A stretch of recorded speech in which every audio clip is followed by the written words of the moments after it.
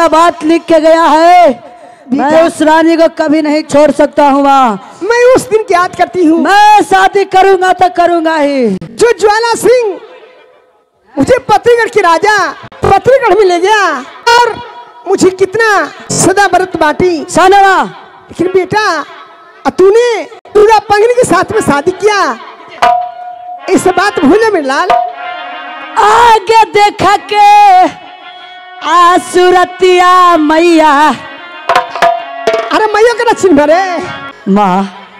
बेटा तू पागल हो गया रे। आज पागल जा आवा मतिया माता जी, आज हो गे हमारा के हो दरबानी। अने पागल जा दरबानी आवा मतिया माता के माई, आज भई हमारा के दरबानी। आज सदिया रचादा हाय रानी रे खस जी हमार, आज पागल जावा मतिया।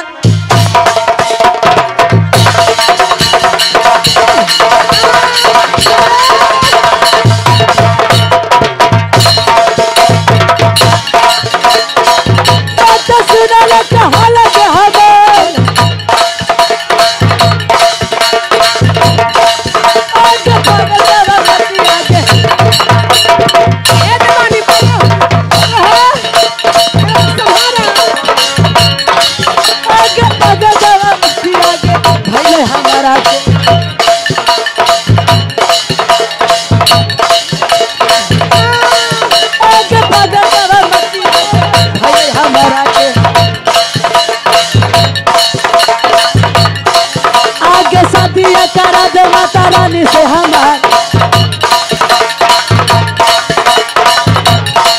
आगे शादियाँ करा दो माता रानी से हमार। आगे देखी के सूरती आगे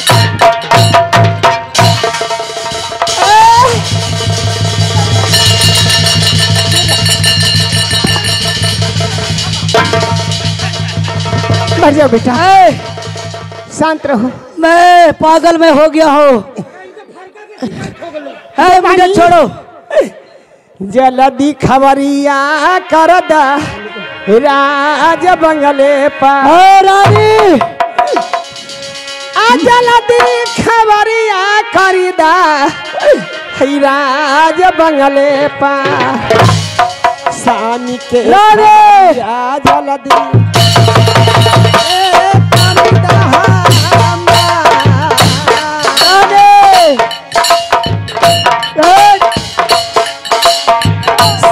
के खबरिया दरबानी राने करिए दहामा राने आई बेटा पागल आई गई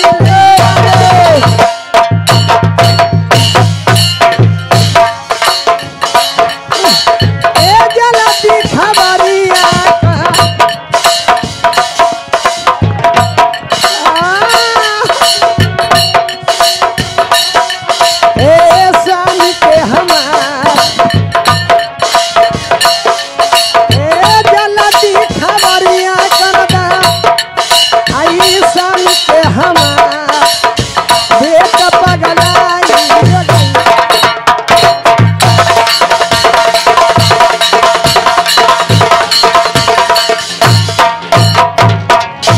आगे मैया दरबानी एमल के नहीं, जल्दी जा अब बंगले पर जाके खबर कर दा। ओ बांदी इधर आओ। महारानी जी कर दो पंद्रह, जल्दी से राजमंगल पर जाके खबर कर दो कि महारानी आपको बुला रही। ठीक है महारानी जी, को तबीयत ठीक नहीं है, जाओ जल्दी जाओ। महारानी जी कर दो, खुश रहो। चलो बेटा अब अरे अब ना रे, अरे बाप रे बाप बेटा हमने पगले लगे माइया। हम लोग राज्य मुहब्बा के रहने वाले हैं, परंतु भैया परिमाल सिंह के जिद के कारण गुस्से में कड़वा वचन सुना दिए तो बेटा रुदल आल्हा हम लोग बात सुनकर गुस्से में भाग आया हूं कि आप दुश्मन को बात को नहीं समझ रहे हैं। एक दिन यही दुश्मन दिल्लीपति पृथ्वीराज हम लोग को दूर करके आपको लूट लेगा, जान मार देगा। लेकिन भैया परिमाल सिंह इस बात को नहीं बूझे हैं। वहां से भागकर मैं अपने बेटा रुदल और अल्लाह का दोस्त करवज के रहने वाले राजा लाखन का यहां आया हूं और लाखन शरण दिया। बगल जो है ये रिजगिरी है, रिजगिरी में हम लोग कब तक रहेंगे, कब वापस महुआ जाएंगे? जब तक मनाने के लिए बेटा ब्रह्मानंद नहीं आता है तो हम लोग जाएंगे नहीं। पृथ्वीराज तो लूट लेता महुआ को, लेकिन जान रहा है कि आल्हा रुदल मरा नहीं, जिंदा है रिजगिरी में करवज में। यदि कहीं चढ़ाई कर दूंगा मैं महुआ में तो क्या आल्हा रुदल बर्दाश्त करने वाला है? फौरन करवज रिजगिरी से महुआ आकर लड़ाई लेगा। इसलिए दहशत में भी पृथ्वीराज है। अब आगे का कहानी सुनेंगे। राजश्री क्या आज रात एक कनवज राजगिरी में हम लोग रिजगिरी में बैठे हुए हैं।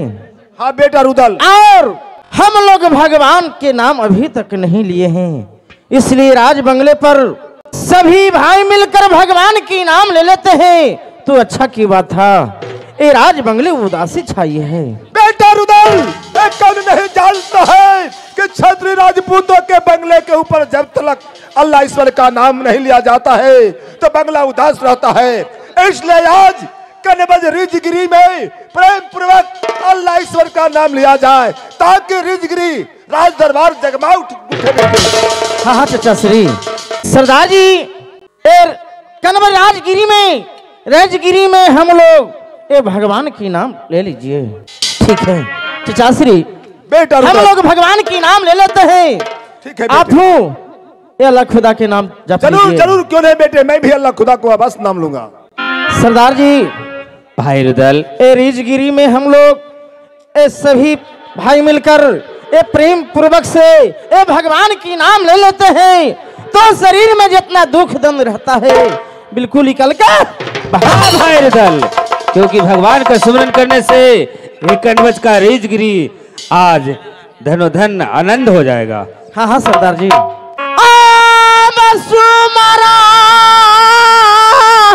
नकारला भैया जी आवा नारायण के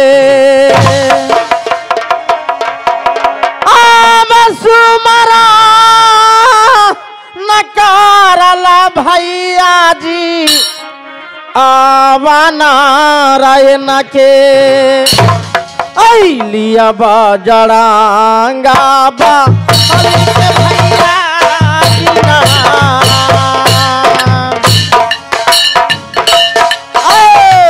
लिया बजड़ांगा बाली के भैया दीना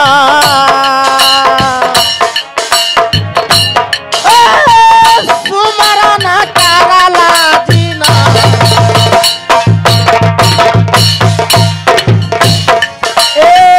लिया बजड़ांगा बाली के भैया ना लिया बजड़ांगा बाली के भैया ना सुमरा करला दी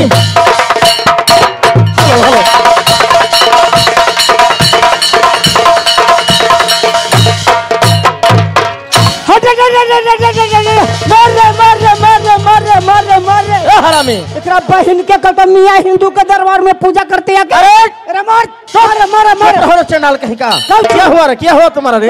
क्या हुआ? हिंदू के दरबार में इमाम के पूजा करता है।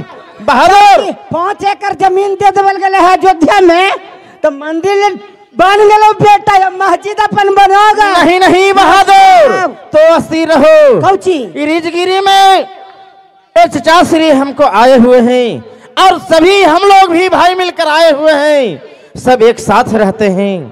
ये हरकत करेगा ऐसा बात अगर जो चाचा श्री सुन जाएंगे बहादुर तो हम लोग की क्या कहेंगे? मालिक जी जे खाई गौ के गोश्त कभी न होवे हिंदू के दोस्त। मेरा पार कर दा। अरे अरे अरे नहीं बहादुर नहीं, तो चुप रहो, स्थिर रहो। तो तू ही पर कहू था। ये बताओ कि मैं रीजगिरी राज दरबार में प्रेम पूर्वक अल्लाह खुदा के नाम ले रहा था जी, तो बवाल किस चीज का हो रहा था? मौलिक जी बवाल हाँ बवाल जी, हम न रलियल सरकार तो अपने पार हो गल खिलल की। क्या वो कैसे? सरकार हमारे मालिक जी एक कुकुर पाले हैं, कुत्ता। मैं जानता हूँ कुकुर के माने कुत्ता होता है जी इतना कटकट हो है, इतना कटकट हो है सरकार कि जो दूसरा कोई के देखे ला न चाहा है। तो क्या हुआ था? अपने जब अल्लाह खुदा के नाम जपे लगल खिन सरकार तो हुआ से टपले हमारे ऊपर जी। तो हम क्या कहले हुआ? रे रे रे रे रे रे रे रे रे अपन अदमीरे अपन अदमीरे अपन अदमीरे अपन अदमीरे तादम असली सरकार न तो अपने के नरेटिए हलाल कर देता है। ठीक है बेटे, इसी प्रकार रीजगिरी राज दरबार में तुम ड्यूटी देते रहना। ठीक है महाराज। ठीक है सरदार जी, भाई रुदल। आप भगवान के नाम ले लीजिए। ठीक है भाई रुदल। ठीक है, भगवान के नाम रख लीजिए।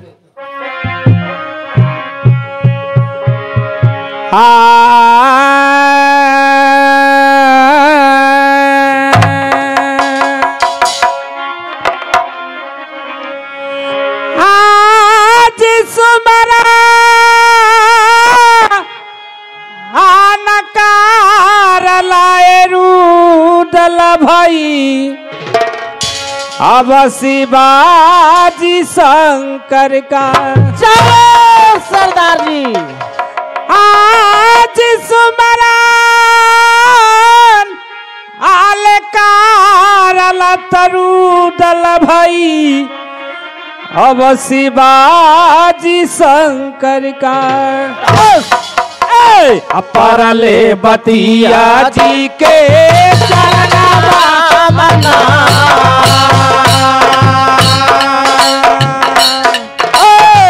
परले बतिया जी के चरणवा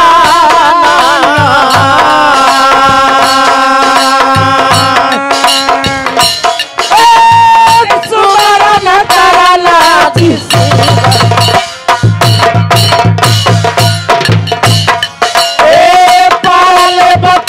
जी के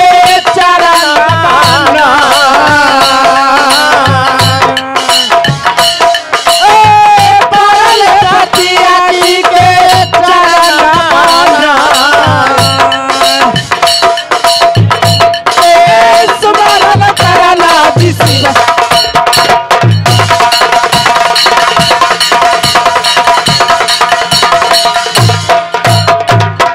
भाई रुदल, सरदार जी। किया शिव शंकर का माँ पार्वती जी का चरण मनाया।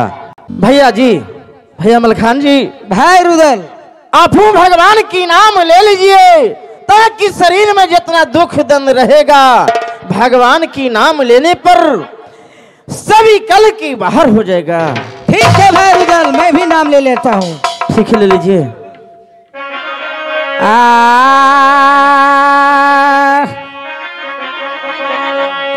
अब स्मरण करिए भाई आ देवी दुर्गा के।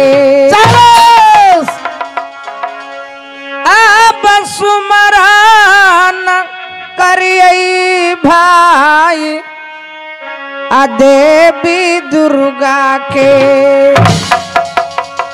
अब मिले दहिनवा दुर्गा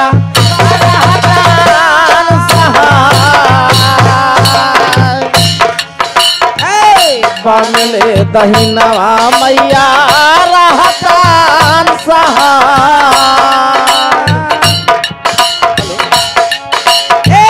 सुमरन करला जी,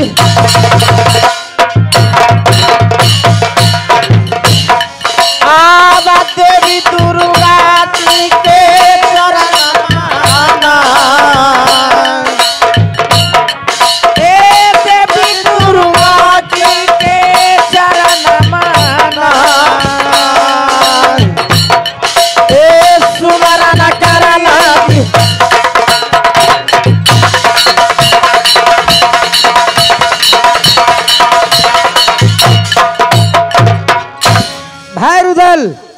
भैया जी। मैं भी देवी दुर्गा के मैं सुमरन में कर लिया।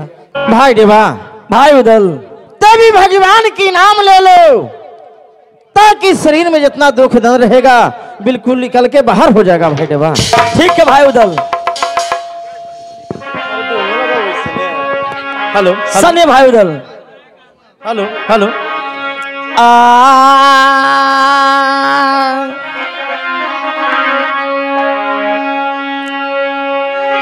आज सुमरा आनकारला भैया जी, आज माता गंगिए का भाई देवा। आज सुमरा आनकारला भैया जी, आज माता गंगिए का अजिनखा में हारा ताला होईरा,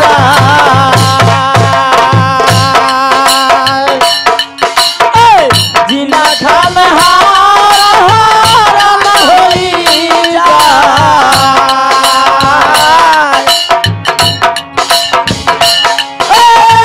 सुमरा करला जी।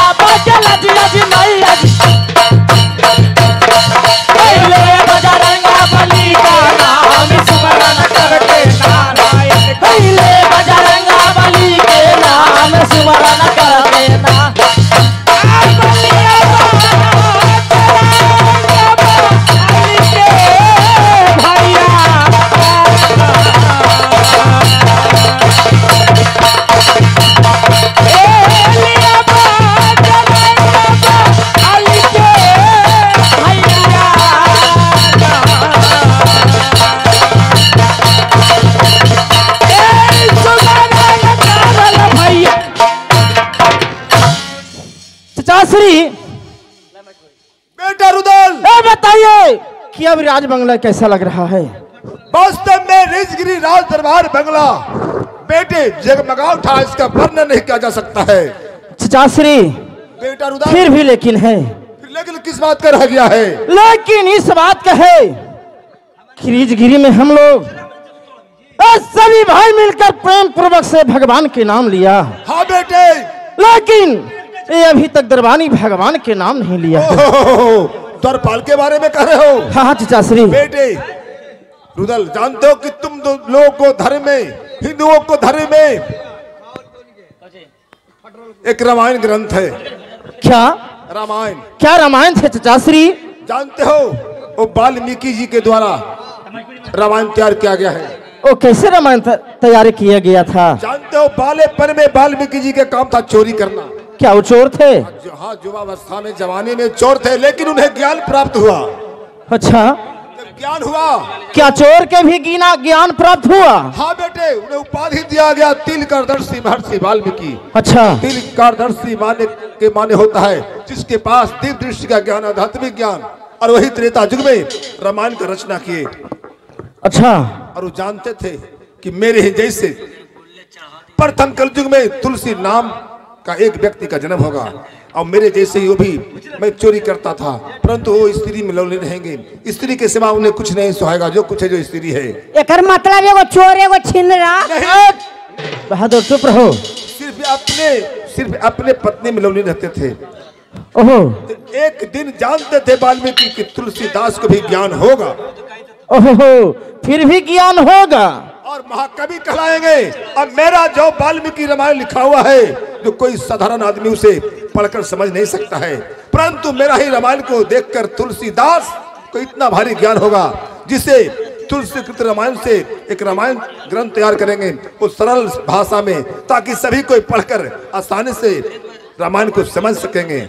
उसी समय वाल्मीकि ने तुलसीदास के बारे में उस रामायण में एक चौपाई लिख दिए थे। क्या चौपाई लिखे थे चाचा श्री? वो चौपाई था कि राम नाम में आलसी, भोजन में होशियार, तुलसी ऐसे मानव के बार उसी प्रकार से तुम्हारा द्वारपाल है। अभी रंग महल से बांधे आ जाए, लौड़ी आ जाए बंगले पर, कहते कि महाराज रंग महल में भोजन तैयार है, भोजन के लिए रंग महल में चलिए। बांदी हम लोग से बातचीत ही करते रहेगी, आइए भोजन के नाम सुनकर पैर आगे बढ़ा, आगे के लिए आगे चलने का। पूछो इससे, ये भी राम नाम में आलसी करता है, भोजन में तैयार रहता है, पूछिए भगवान का नाम लेगा कि नहीं। ठीक है चाचा श्री। भाई रमा, भाई उदल, इसको से पूछो दरबानी से कि भगवान की नाम लेगा कि नहीं लेगा। ठीक है, भगवान के नाम लिया तो ठीक है, अगर जो भगवान की नाम नहीं लिया तो मैंने इसको क्या करूंगा जो ही जानेगा। जब तक भगवान का नाम दर्पण नहीं लगा तो बंगला जगमगाएगा नहीं। नहीं चाचा श्री, एक गो के बिना सुना सुना ही पड़ रहेगा। ठीक है, पूछता हूँ। बहादुर जी मालिक। अभी सुना होगा कौची और देखा होगा कौची कि राज ऋषगिरी बंगले दरबार पे हम लोग सभी बाप पुत्र मिलकर भगवान का भजन किए। अच्छा, इसलिए हम लोग का कहना है कि ते भी अपना भगवान का नाम ले लो। तेरा बहन के भगवान। अरे हरामी, अरे हरामी, यहाँ इधर आओ।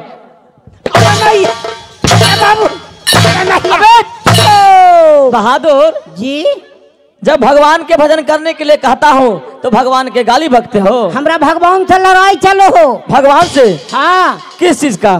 किस चीज का? हाँ, भगवान बर वक्त तो नजायजे करते रखे। क्या करते हैं बहादुर? पूछो ना। कुछ नहीं। ये बताओ मालिक जी कि भगवान के पूजा तो जी सगरो होगा है। हाँ, होता है। हर गांव में, हर शहर में, हर बाजार में। अरे भगवान के भजन पूरा पृथ्वी पर होता है। पूरा पृथ्वी पर? हाँ। तो भगवान के एक नजर सबके बराबर न देखना चाहिए। देखबे करते होंगे। देखा है खेन? क्यों नहीं? ये बताओ मालिक जी, बोलो।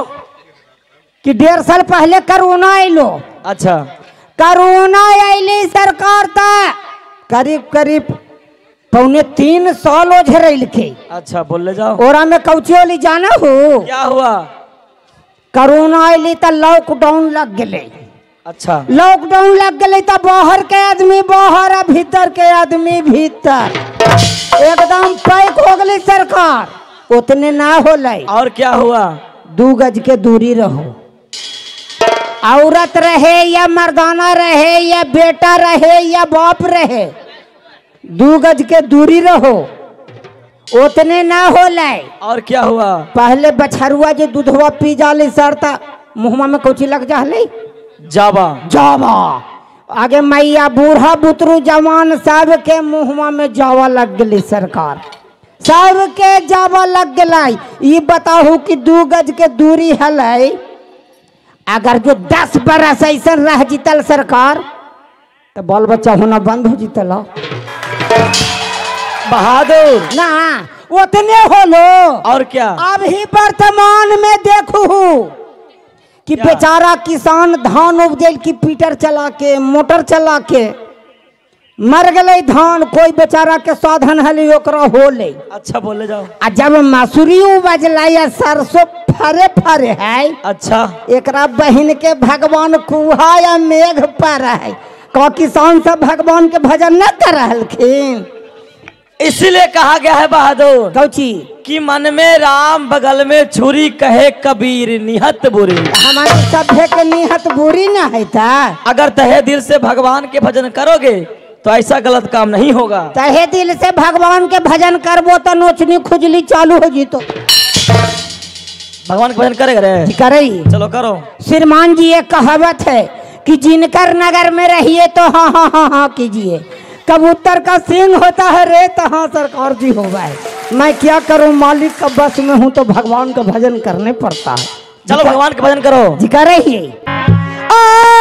सुमरा न करिए मालिक जी, पीटर ले मोटर का। अरे हरामी, अबे बहादुर जी ये बताओ कि ये पीटर मोटर कौन सा देवता होते हैं रे? मालिक जी ये पृथ्वी पर सबसे श्रेष्ठ देवता हैं। पीटर मोटर जी कैसे जी सुन लेथिन बताना चाहता है जी। नहीं बताया तो जी कुछो न करथिन। बहुत मार मारूंगा बहादुर। ठीक है सरकार। ठीक है बताओ। श्रीमान जी एक 17 सितंबर व्रत आता है। वो हिंदुओं का सबसे मशहूर पर्व है।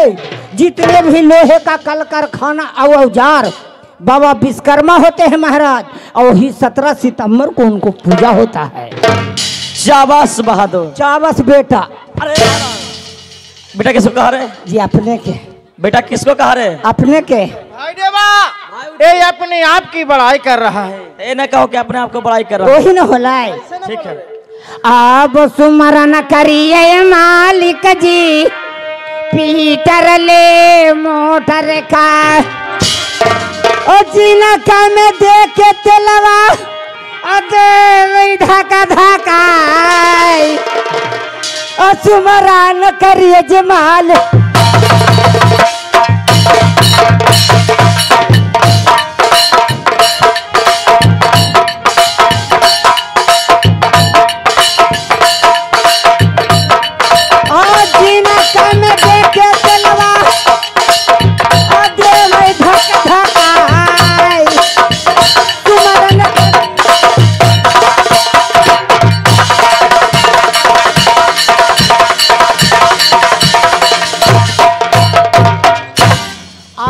सुमरन करिए मालिक जी, बकरी ले बोका का। यही सब भगवान का भजन न करा लियो। इधर आओ इधर आओ। अरे हरामिया भैया आगे बाबू आगे भैया। बहादुर जी ये बताओ कि ये पीटर मोटर कौन देवता होते हैं? अरे बकरी बोका कौन देवता होता है? मालिक जी ये पृथ्वी पर सबसे श्रेष्ठ देवता हैं। बकरी बोका जी कैसे? जी सुन लेथिन। नहीं बताया तो जी कुछो न करथिन। मार के नाक चूर देंगे बहादुर। ठीक है महाराज। ठीक है बताओ। अब सुमरन करिए मालिक जी, बकरी ले बोका का। ओ जी न कर ललनवा, चढ़े मैया दूरागा के बलदान। ओ सुमरन करिए जमाल।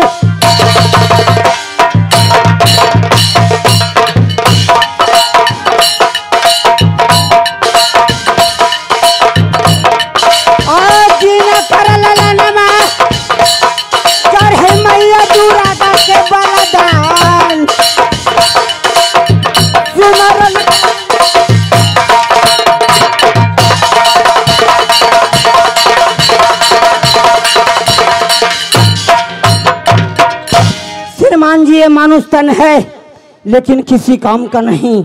बकरी बोका का ही बच्चा, ना गंगिया का ना दुर्गा का बलि पड़ता है महाराज। शाबाश बेटा। शाबाश बेटा। बेटा द्वारपाल जी मालिक। मैं जब जब बनारस से रिजगिरी में आता हूँ जी और तुम पर नजर पड़ता था जी, तो तुम्हें देखकर मैं समझता था कि तुम महाबलवा गमार हो, तेरे पास कोई ज्ञान नहीं है जी। लेकिन नहीं बेटे नहीं जी। आज मैं मान गया कि तुम बहुत तेज हो। मालिक जी हमरा तेज के बारे में काज निकलखिन सरकार, अपने के ट्यूशन करे पड़ते है। अभी तुमने सुमरन करके बताया तो क्या मैं नहीं समझता हूँ कि तुम तेज हो? इतने न सरकार, हम माई के पेट में 3 महीना के लिए सरकार तो जी घास घर के ले आवा। बदमाश कैसे हो सकता है कि तुम अपनी माँ के गर्भ के अंदर 3 माह के हुआ था घास करके ला सकता है बदमाश? जी एक बट्टा ले आवा लिए। आगे नहीं आगे नहीं आगे नहीं। बच्चों ये कैसे हो सकता है? जी सुन लेथिन बताना चाहता है जी। नहीं बताएगा तो जी कुछ न करते। बहुत बार मारूंगा। ठीक है सरकार। बताओ मालिक जी क्या बात है? मम्मी के पेट में हम 3 महीना के लिए सरकार। सब बताओ बेटे। तो मेरी मम्मी ने घास गढ़ने के लिए गई। तेरी मम्मी ने घास गढ़ने के लिए खंडा बधार में गई होगी। जी आगे बताओ। मम्मी जब घास पर खुरपी चलेलखिन सरकार अच्छा तो हमर करेजबा क्या तुम जब घास पर तेरी माँ खुरपी चलाई जी तो गर्भ के अंदर भजन पड़ता था? आगे मैया 3 गो दांती लग गल था। बस मौज के गर्भ के अंदर दांत लग जाता तुम्हें कौन सा था मर जाता रे? यूं समय जी भगवान से झगड़ा ना ली सरकार तो भगवाने आके टपटा टपटा टपटा टपटा छोड़ा दिलखिन। ऐसा बात था जी मालिक जी क्या? तो अपने के पंच माने ही एगो पंचायती कर देथिन। किस चीज का पंचायत? बाबूजी अगर जो भैंसिया के बेचथिन तो हमरा हिस्सा होती कि हाँ होगा होगा होगा। कहली ने सरकार के ट्यूशन करे पड़ता चलो है बैठेगा। ऐठेगा।